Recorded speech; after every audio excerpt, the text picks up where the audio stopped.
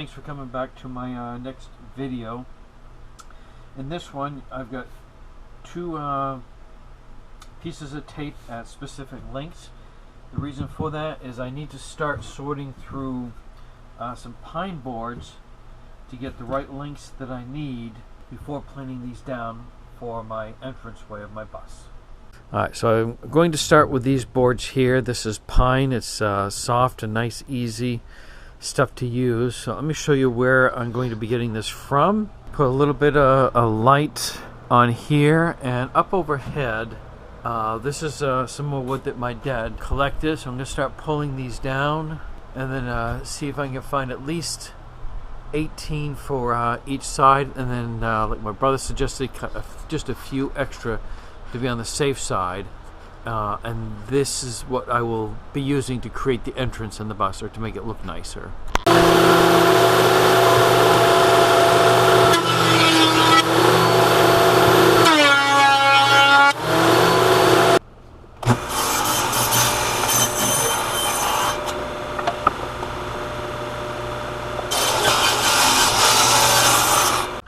Alright, so getting ready to do this next piece for the outlet.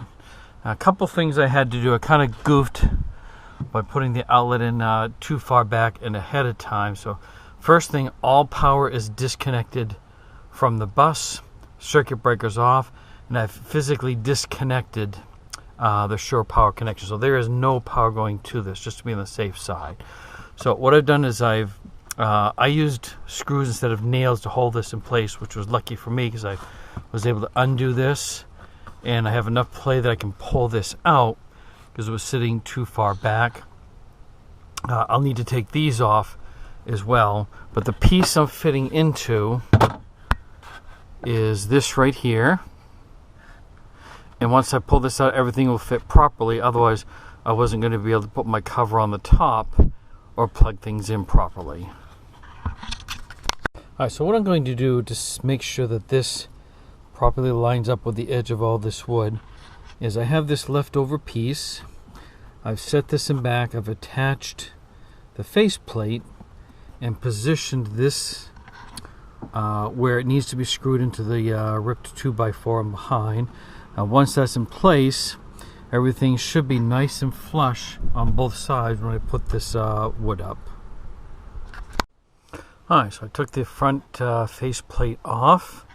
I did a quick check before I slid this in to make sure everything was going to fit in place in case I needed to trim this down. So this will sit right in there, and then after I'll cut the top piece and I will put the faceplate back on, and that should fit pretty good there without having to sand any of this down.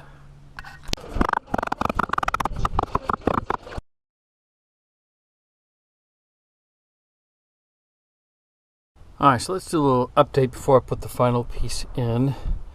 Sorry about the sun. I know it's probably right in the worst spot right now, but I've gotten all the way to the top.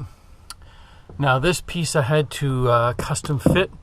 What it is, I put a piece of cardboard up here and lined it out, cut it, so I use that as a template, and then the rest of this up over here, there'll be something like a ceiling or something covering all of this. So I'm going to tap this final piece into place.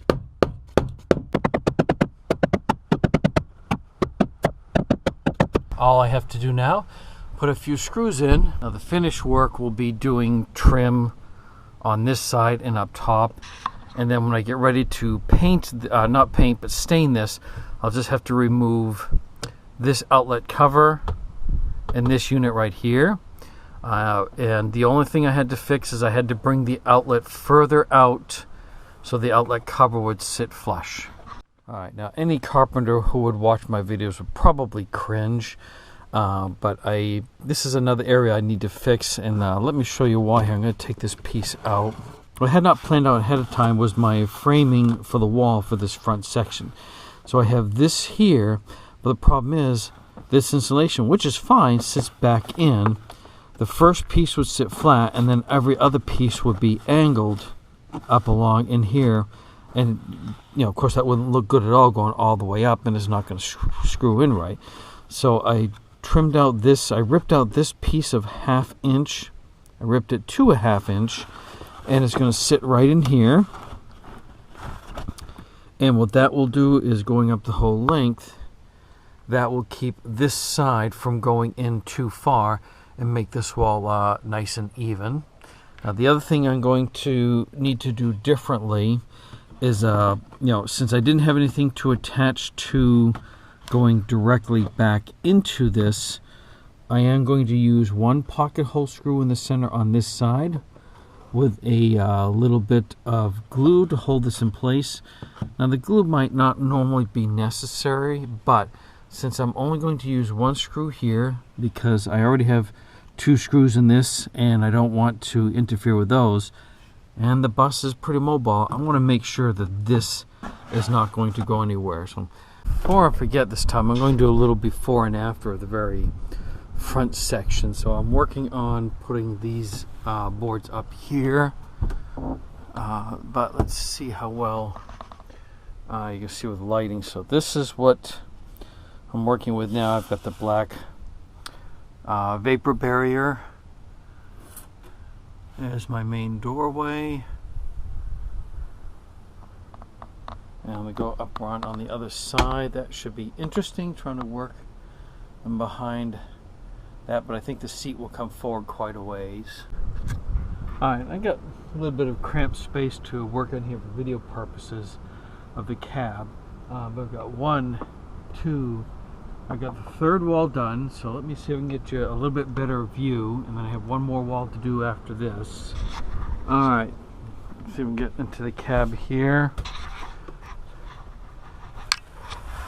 Alright, so there is my section, the entrance coming into, all the way from top to bottom.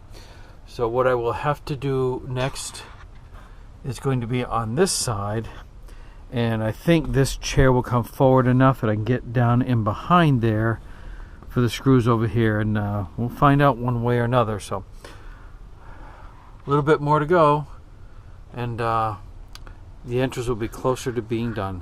To wrap up this video, let's take a tour of the walls I've done inside the cab. This is what I'm going to call the basic work that's been done. There'd be also what I call cleanup, which is sanding, trim, things like that. So I now have not only this section done here, I have this, back up here, I have this to the left of the door going all the way top, and now I have this going all down behind the seat here. Now, what you can't see in behind here, like this gap does get wider down below, but that's another area that I need to insulate before covering up. So at this point, I'm going to wrap up this video for the wall on the inside. I'm going to go on to another project. Don't forget to like, comment, subscribe, and share.